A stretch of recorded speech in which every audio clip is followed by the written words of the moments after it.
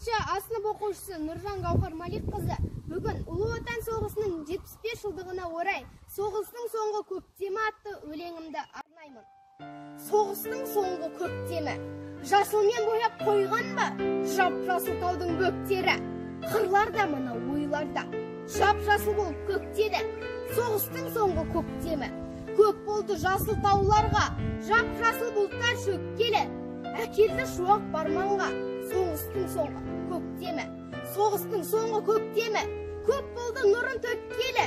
Жап-жасыл мынау аспанда, аспанда сірә көктеді. Соғыстың соңғы көктемі, бойына таудың асылып, шұғылатырды көкмеңі.